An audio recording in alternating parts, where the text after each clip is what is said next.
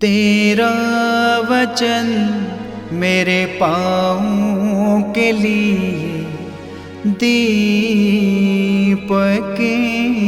है और मेरे मार्ग का उजियाला है। तेरा वचन मेरे पाँवों के लिए दीपक है।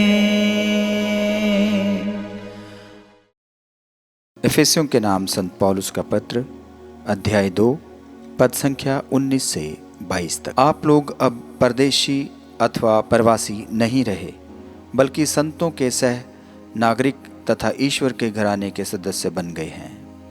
आप लोगों का निर्माण उस भवन के रूप में हुआ है जो प्रेरितों तथा नबियों की नींव पर खड़ा है और जिसका कोने का पत्थर स्वयं यीशु मसीह है। उन्हीं के द्वारा समस्त भवन घटित होकर प्रभु के लिए पवित्र मंदिर का रूप धारण कर रहा है। उन्हीं के द्वारा आप लोग भी इस भवन में जोड़ दिए जाते हैं, जिससे आप ईश्वर के लिए एक आध्यात्मिक निवास बन जाएं। यह प्रभु की वाणी है। ईश्वर को धन्यवाद। भजन अनुवाक्य। इसकी गूंज संसार भर में फैल जाती है। अनुवाक्य। इसकी गूंज संसार भर में फैल जाती है। आकाश ईश्वर की महिमा बखानता है, तारामंडल उसका सामर्थ्य प्रकट करता है। दिन दिन को इसकी कहानी सुनाता है और रात रात को इसे बताती है। अनुवाक्य। इसकी गूंज संसार भर में फैल जाती है।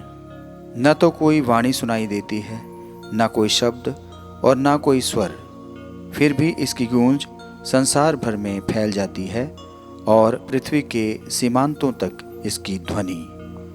अनुवाक्य। इसकी गूंज संसार भर में फैल जाती है। जय घोष।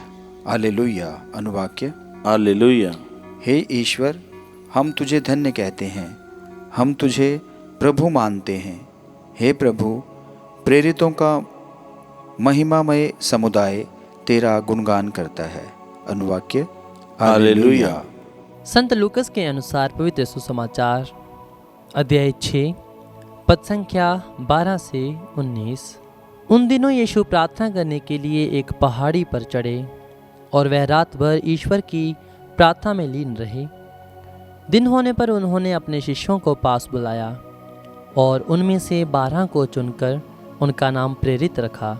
सिमोन, जिसे उन्होंने पेतरुस नाम दिया, और उसके भाई अंद्रियास को, याकूब और यूहन्ना को, फिलिप और बर्थोलोमी को, मत्ती और थॉमस को, अल्फाई के पुत्र याकूब और सिमोन को, जो उत्साही कहलाता है, याकूब के पुत्र यूदस और यूदस इस्करियोती को, जो विश्वासघाती निकला। यीशु उनके साथ उतरकर एक मैदान में खड़े हो गए। वहाँ उनके बहुत से शिष्य थे और समस्त यहूदिया तथा यरूशलेम का और समुद्र के किनारे तीरूस तथा सिदोन का विशाल जनसमूह भी था, जो उनका उपदेश सुनने और अपने रोगों से मुक्त होने के लिए आया था। यीशु ने अपदूतग्रस्त लोगों को चंगा किया। सभी लोग यीशु को स्पर्श करने का प्रयत्न कर रहे थे, क्योंकि उनसे शक्ति निकल रही थी और सबको चंगा कर रही थी। ये प्रभु का पवित्र सुसमाचार है। ख्रीस्त की जय।